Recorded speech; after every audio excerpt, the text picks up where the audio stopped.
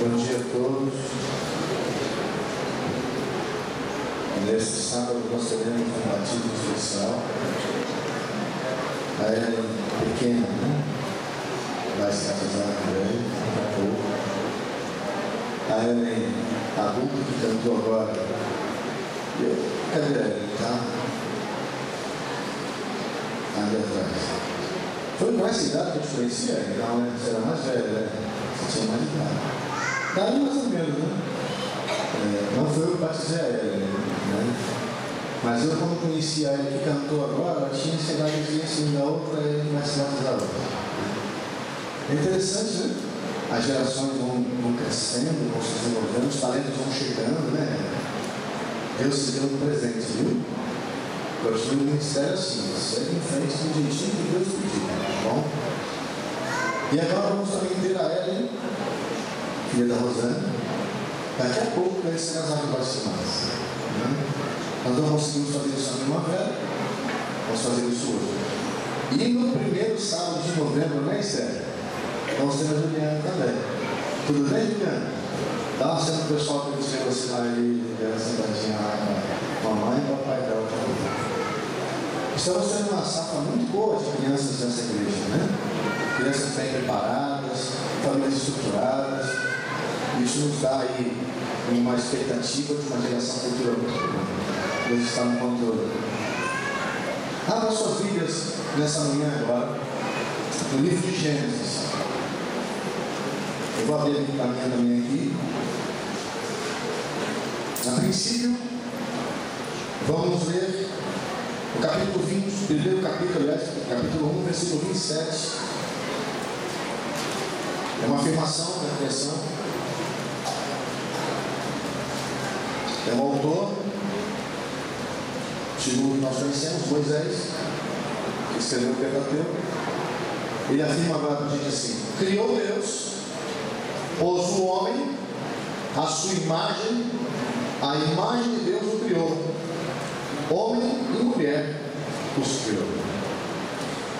Todo o céu, nesse momento, nesse exato momento em que essas palavras elas existiram, elas foram ações de Deus, todo o céu teve um profundo júbilo. O interesse na criação do mundo e do homem era algo extremamente grande para os anjos e para os outros seres criados. Porque nessa criação havia um destaque especial. Deus estava fazendo um ser à sua imagem e semelhança. Vocês acham que isso se diz apenas a expressão do rosto? Será que é isso? Será que é o tipo de cabelo?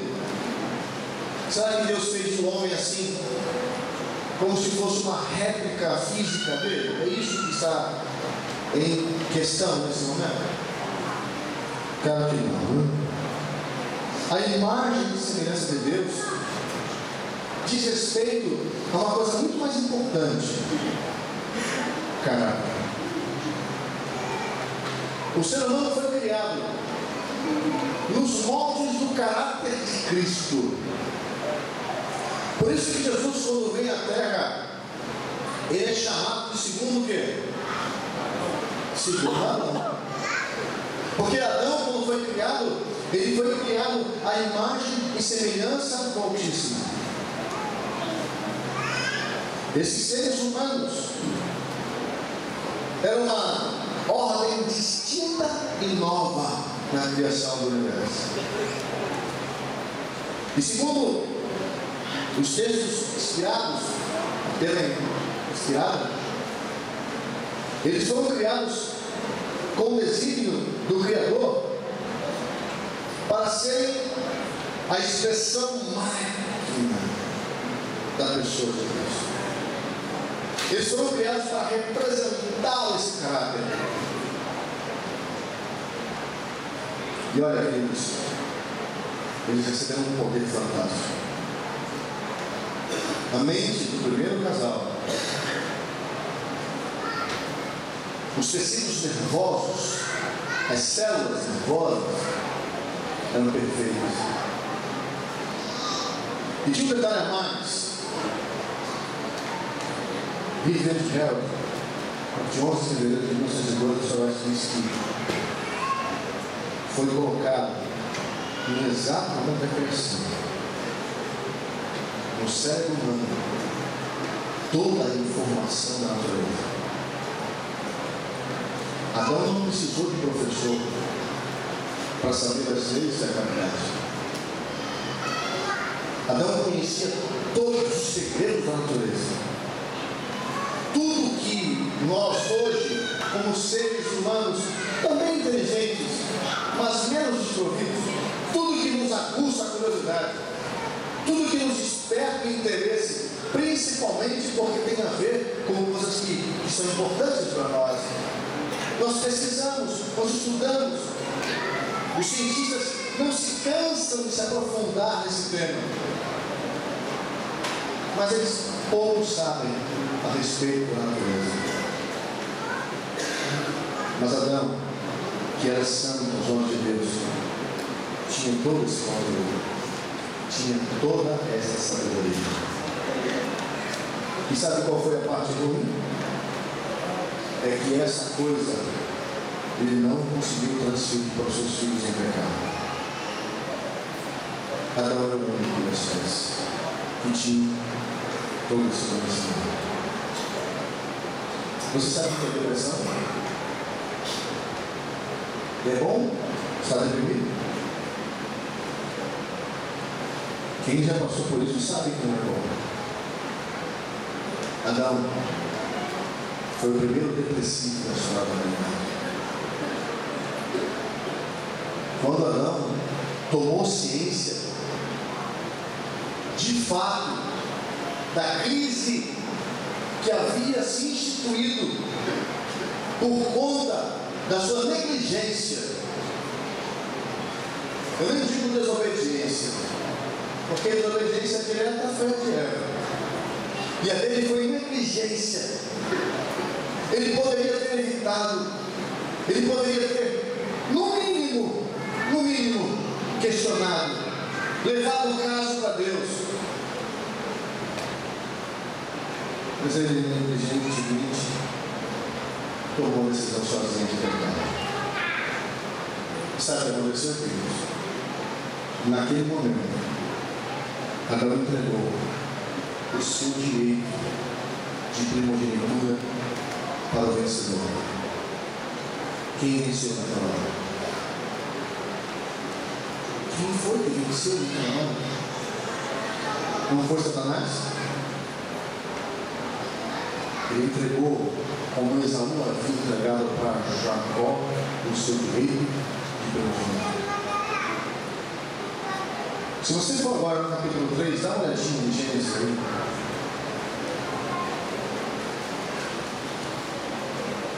Vamos pegar os versos 20 a 24 do capítulo 3, diz assim: Adão deu a sua mulher o nome de Eva, pois ela seria mãe de todas, ou de toda a humanidade. O Senhor Deus fez roupas de pele e com elas vestiu Adão e sua mulher. Então disse o Senhor Deus: agora o homem se tornou como um de nós, conhecedor do bem e do mal. Não se deve, pois, permitir que ele coma também do fruto da árvore da vida e o coma e viva para sempre. Por isso, o Senhor Deus o tomou, mandou embora do jardim do Éden para cultivar o solo do qual fora tirado. Depois de expulsar o homem, colocou a leste do jardim do Éden querubins e uma espada flamejante que se movia, guardando o caminho para a árvore da vida. Vocês já expulsaram um filho de casa alguma vez? Então, já imaginaram a situação? E por que Deus expulsou então Adão do Éden? Por misericórdia. Porque se ele ficasse no Éden, ele não morreria jamais. Ele iria ser um eterno pecador. Ao mesmo tempo, quando Deus coloca Adão do lado de fora, quem se aproxima para querer tomar de posse do seu prêmio? Satanás. E o pensamento de Satanás era único: olha, agora eu vou matá-los. Mas Jesus transgrediu a lei naquele dia. Você sabia disso? A lei diz que todo aquele que pecar, ele transgrediu a lei. Se colocou diante de Satanás e disse: você não vai matá-los. Mas eu tenho direito. Eu venci. E a tua lei é clara. Você não vai matá-los.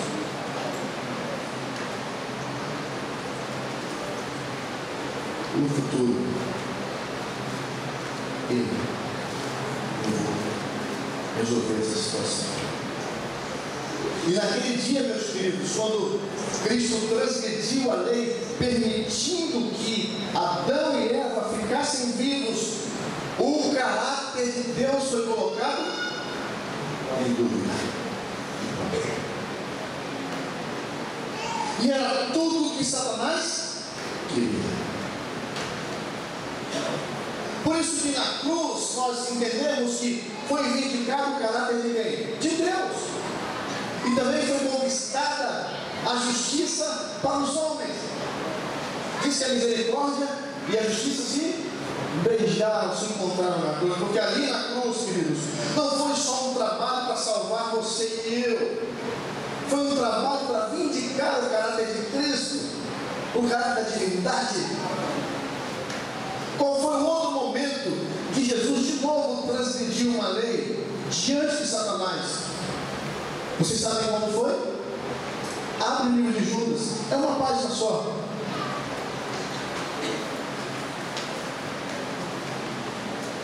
Judas, lá pertinho de Apocalipse.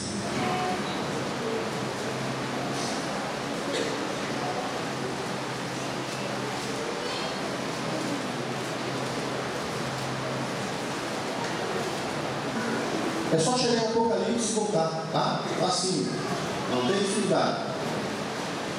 Veja o verso 9.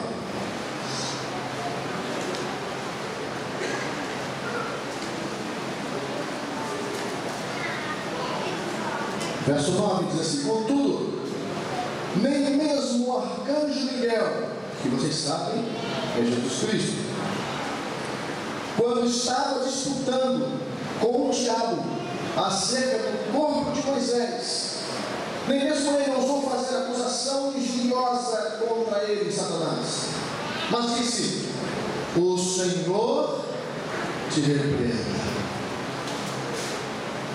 Meus amigos, vocês sabem, né? Nós temos dois homens nessa terra que foram transladados. Vocês sabem os nomes, não sabem? Qual foi o primeiro?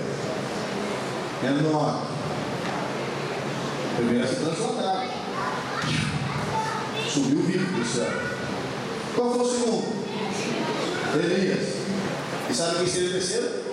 Moisés. Estava tudo indo bem. Tudo direitinho. De homem mais bravo a homem mais manso da terra. Mas aí chega aquele dia que ele vai e fere a rocha. Só tem dois tipos de pecado, irmão. Pecado involuntário, né? Que aquele que nasce com você, você tem as tendências, você não consegue segurar, é difícil, é luta, chora, você se até mesmo se pune muitas vezes, mas acaba acontecendo. E tem aquele pecado voluntário, que é o pecado que você escolhe cometer. Nesse pecado voluntário você pode chegar a pecar com as mãos pro alto, ou as mãos para cima. Significa pecado sem perdão, pecado com o Espírito Santo. E naquele dia que Moisés tocou na rocha, bateu, feriu a rocha, ele cometeu o pecado voluntário. Rebelião clara, desistência do ministério. Ali Moisés está entregando a sua credencial de pastor. Chega, eu não aguento mais esse povo, eu não aguento mais essa igreja. Se eu estou perto, eles fazem o que é correto. Se eu me afasto, eles fazem tudo que é errado. E naquele dia Moisés entregou a credencial para Deus. Queridos, pena de morte, como diz. Não teve. Deus entregou Moisés a Satanás, porque ele tem a morte, Deus não.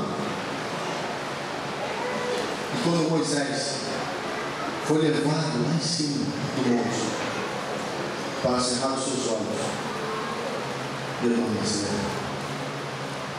Havia uma interrogação bem grande. Depois de tudo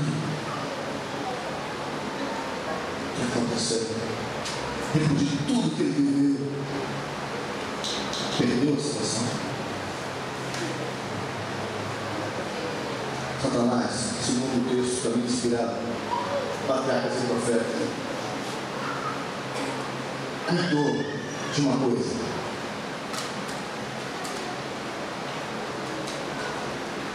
convocou os demônios mais poderosos, cercou o corpo de Moisés.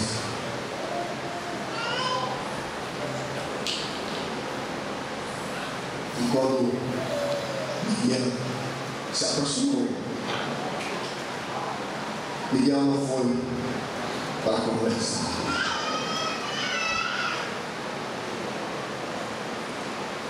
Foi para resolver.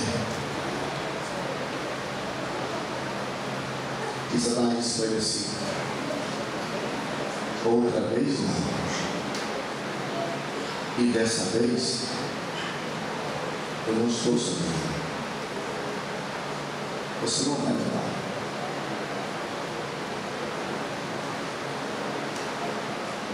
Ele pecou para a morte. Ele não pertence. Vocês imaginam essa cena? Imaginam esse momento dramático? Jesus mais uma vez transviu de novo e diz o seguinte: não vou discutir com você. Meu pai te repreenda. Sai da frente.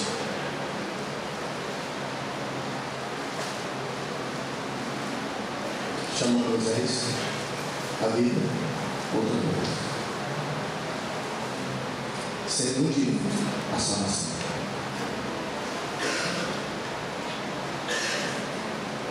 Queridos, tudo isso que Cristo fez foi apenas com sua palavra. Foi apenas com a promessa de que ele iria pagar por tudo aquilo, de que ele ia morrer, de que ele ia entregar a sua vida para pagar o preço tão alto por essa crise que começou no universo.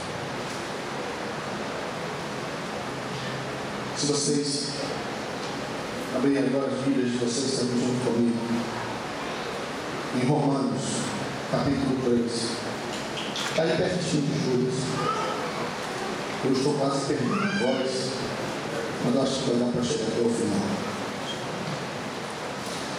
Romanos, capítulo 3.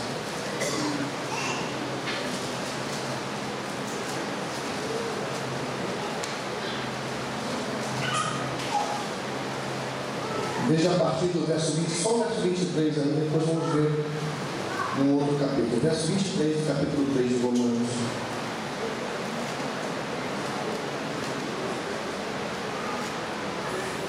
Aqui está.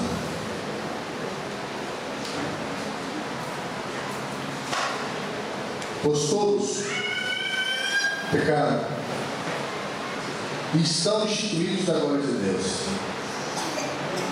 Esse é o conceito. Veja agora o capítulo 8 de Romanos 8.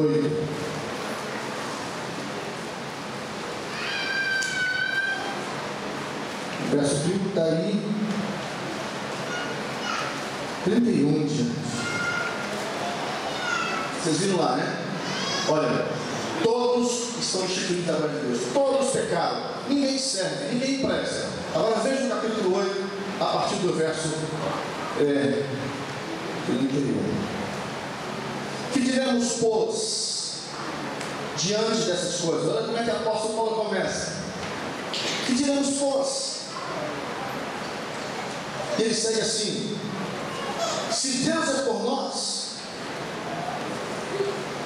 quem será contra nós? Aquele que não poupou o seu próprio filho, mas o entregou por todos nós, como não nos dará com ele e de graça todas as coisas?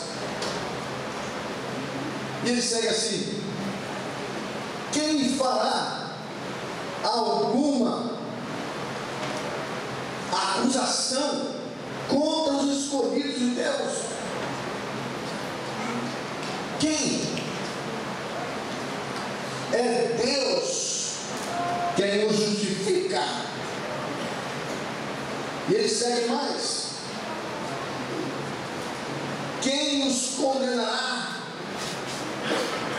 Foi Cristo que morreu, e mais que ressuscitou e está à direita de Deus, também intercede por nós. Ele fecha assim: quem nos separará do amor de Cristo? Será tribulação ou angústia, perseguição ou fome, nudez ou perigo, ou espada? E ele fecha: como está escrito, por amor de ti enfrentamos a morte todos os dias, somos considerados como ovelhas destinadas à matadouro. Aqui está o que pertence a Satanás. A ele pertence matar você uma só vez. Essa morte pertence a Satanás, e que ele satisfaça-se com ela. Mas a segunda morte pertence a quem? A Deus. A essa você não está nos planos de Deus. Essa segunda morte. E quem vai discutir com Deus sobre a tua justificação? Quem é que vai dizer contra Deus o que é certo e o que é errado? Eu vou pedir o primo um vídeo de 4 minutos. Tudo certo, primo? Tudo? Andou circulando pela internet esse vídeo, vocês provavelmente já viram, mas ele cai bem na ilustração que vamos finalizar para vocês. É um vídeo tailandês, de um comercial tailandês. Assistam, depois vamos comentar um pouquinho sobre o que nós vamos ver. Por favor.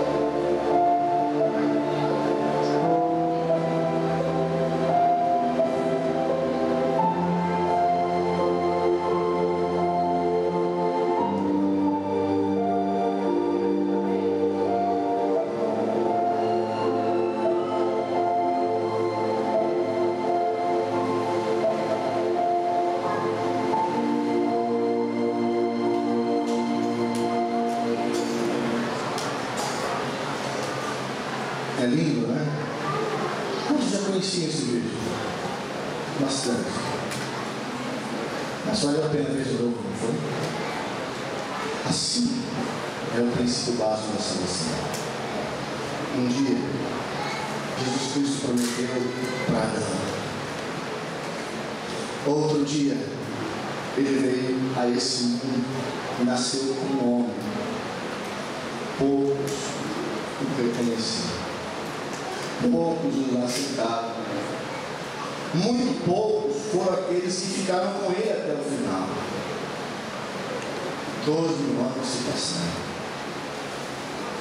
Muitos falam o seu nome. Muito poucos o conhecem de verdade. Muito poucos estão dispostos a pagar o preço da vergonha de andar com ele, de aceitá-lo como seu Salvador, de não se envergonhar de ser chamado pelo seu nome.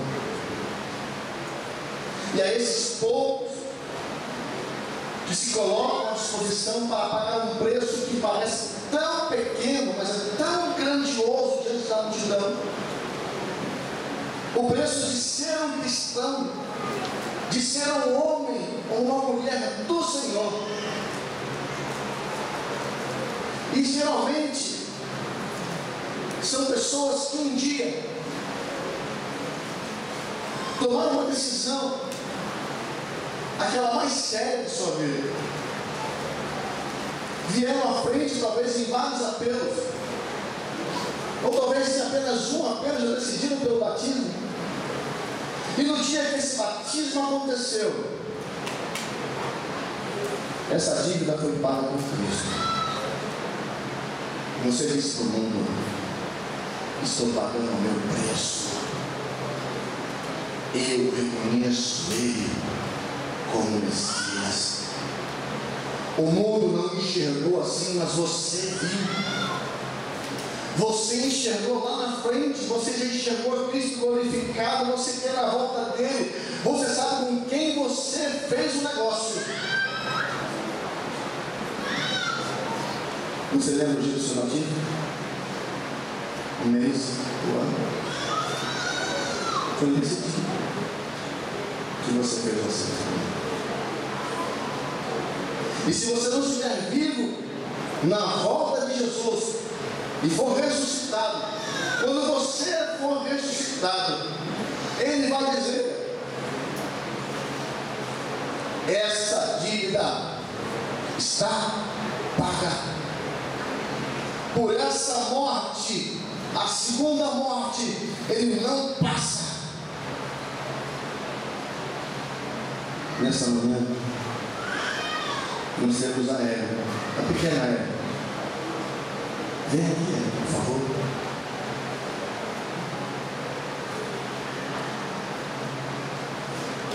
Eu tenho uma invejazinha santa dela, porque eu não consegui me batizar assim. Eu acabei perdendo o controle das coisas, e quando fui ver, já tinha 25, 24 anos de idade, quando decidi a batismo. Hoje, nessa manhã, ela está fazendo a maior decisão da vida dela. É o passo mais importante do ano. Jesus está escrevendo isso. Se daqui a 10 anos Jesus voltar, quando ele chegar a essa terra, ele vai dizer assim: a dívida dela está paga há 10 anos atrás. E a sua dívida já está paga. E o seu acerto contra o fogo já foi feito. Eu quero chamar aqui à frente. Quem vai ser o Bruno, por favor? É o Bruno? É o Luiz? Quem é o Luiz? Por favor.